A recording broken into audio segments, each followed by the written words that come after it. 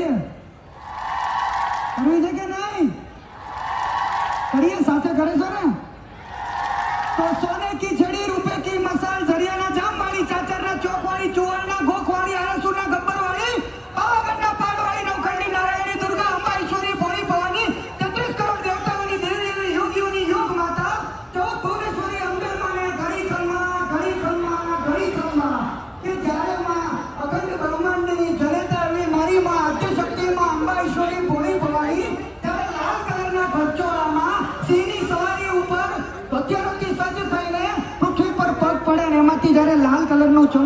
કંકુ ઝરે અને કંકુ ઝરતાની સાથે